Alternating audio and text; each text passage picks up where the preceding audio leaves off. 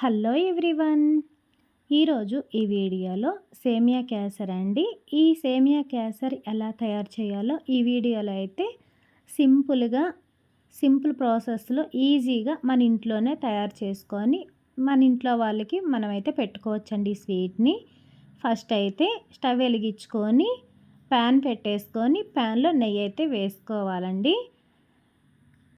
ఈ నెయ్యి కొంచెం వేడెక్కిన తర్వాత డ్రై ఫ్రూట్స్ అయితే వేసుకుంటున్నా అండి. జీడిపప్పులు అయితే వేయించుకుంటున్నాను. ఇవి గోల్డెన్ కలర్ వచ్చే వరకు మనం సిమ్లో వేయించుకోవాలి. వేగిన తర్వాత తీసి పక్కన పెట్టేసుకోవాలండి. ఇందులోని బాదం పప్పులు కూడా వేసి వేయించేసుకుంటున్నా అండి. ఇందులోనే కిస్మిస్లు కూడా వేసి వేయించేసుకుంటున్నా. ఇవి ఏగేటప్పుడు సిమ్లో వేయించుకోవాలండి. చూసుకుంటూ మనం కలుపుకుంటూ ఉండాలి, లేదు అంటే మాడిపోతాయండి. ఇలానే గోల్డెన్ కలర్ వచ్చే వరకు అయితే వేయించుకోవాలి. ఇంట్లో ఇలా స్వీట్స్ అనేవి తయారు చేసుకుంటూ ఇంట్లో వాళ్ళకి పెట్టుకుంటే చాలా టేస్టీ అయిన స్వీట్స్ అన్నీ మన ఇంట్లోనే తయారు చేసుకొని తినొచ్చండి. మన చుట్టాలకే కానీ మన పిల్లలకే కానీ బాగుంటున్నాయి. ఎందుకంటే బయట నుండి తినే ఆ స్వీట్స్ హెల్త్కి అంత మంచిది కాదు. ఏం తయారు చేసుకున్నా ఇంట్లోనైతే మనం ఇలా తయారు చేసుకొని మన వాళ్ళకైతే పెట్టుకోవచ్చండి. చూసారు కదా, నాకైతే గోల్డెన్ కలర్లో వచ్చేసాయి. తీసి పక్కన పెట్టేసుకుంటున్నా. ఇప్పుడు ఇందులోని సేమియా అయితే మనము వేయించుకోవాలండి. నేనైతే ఒక కప్పు తీసుకుంటున్నాను.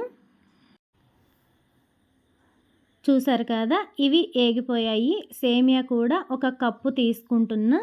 ఇదే ప్యాన్లో నెయ్యి మళ్ళీ కావాలి అంటే వేసి వేయించుకోవచ్చు, నెయ్యి ఎక్కువ ఇష్టపడే వాళ్ళు.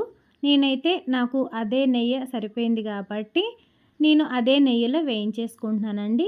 ఈ సేమియా కూడా గోల్డెన్ కలర్లో వచ్చే వరకు వేయించుకోవాలి, లేదు అంటే అంత పెద్దగా టేస్ట్ అనేది అనిపించదండి.